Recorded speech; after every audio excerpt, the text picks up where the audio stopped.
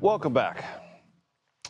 In the globe, meaning worldwide, the Pope is a significant figure. For Catholics, a deeply emotional, important leadership figure. And the Catholic Church and eligible cardinals, of course, now must decide who will succeed Pope Francis, who passed away early this morning. Only cardinals under the age of 80 can vote for the next pontiff. 135 are eligible to be part of what is known as a conclave. In a little over 2 weeks, give or take, those members, those cardinals, will isolate themselves in the Sistine Chapel and start discussions and cast ballots.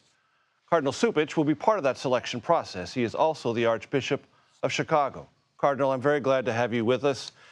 Yes, there's a movie about it. There's lots of political intrigue, but I don't want to skip over or in any way minimize the reverential, holy part of this process. It is a divine mission those cardinals, yourself included, will be on in the not-too-distant future, correct? Well, thank you, Major, for having me. Yes, exactly. We're going to, as Pope Francis has insisted for all activity in the Church, discern the movement of the Holy Spirit as we go forward. And I think that there will be a very important aspect of our proceedings. I want to play for you sound from Nora O'Donnell's very memorable interview with the pontiff when she asked an important question that now hovers over this moment in history. Let's listen. What do you hope your legacy is? I never really thought about it. The Church is the legacy. The Church not only through the Pope, but through you, through every Christian, through everyone.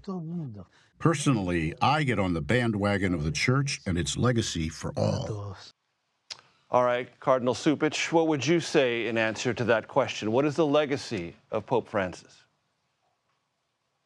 I can't do any better than the Pope himself. He really was a churchman, and he believed that, in fact, when everyone participates in the life of the Church, we're much better off, because that is what Jesus wanted in the first place. He called us to be a synodal church, that is, we walk together. If you notice how he made appointments of people in strategic places in the Vatican, it's the first time we've had a non-cleric, in fact, a woman as a governor of Vatican City. We have a woman who's a head of the dicastery for religious. He placed women in other positions as well, and lay people. So he wanted to make sure that there was an inclusivity within the governance of the Church, but also a way in which we called on the gifts and talents of people to help us discern where the Lord's going, where the Lord is taking us. So I think the response he gave was really right on target. Cardinal Cupich, how would you describe Pope Francis's relationship to Catholicism in America? Not too long ago, he talked about an organized reactionary attitude of opposition from some Catholics in America. And to what extent do you think that relationship, whatever it was, will inform American Catholics as they consider the next Pope? Well, I think that, as I have always said before, there are people always who have disagreed with the Pope, whoever it was, on various points. And I think that the folks that the Holy Father was referring to are loud, but they're not large.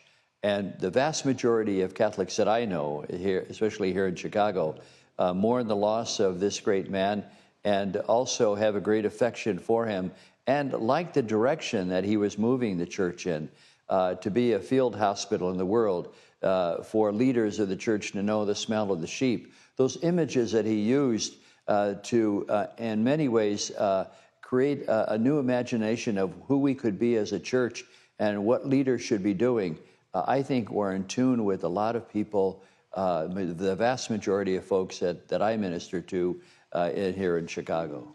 Cardinal Cupich, when the Pope is buried, it will be in a wooden coffin, not another coffin and another one, as is typical for popes. There will not be an elevated platform upon which that coffin will reside. What do those both symbolically and literally mean for the faithful? Well, I think that it is representative of how he always tried to live a simple and authentically human life. As I told people before, he was serious about important questions, but he never took himself seriously. And he always tried to live an authentic human life, realizing the limitations that we all have as human beings, and yet at the same time making sure that however we look upon leaders in the life of the church, we don't deify them. We don't in any way have an approach that separates them from the rest of humanity. So he wanted to let people know that he was a fellow pilgrim who accompanied them along the way of life. At this time of mourning and reflection, Cardinal Cupich, thank you very much for your time. Thank you for having me.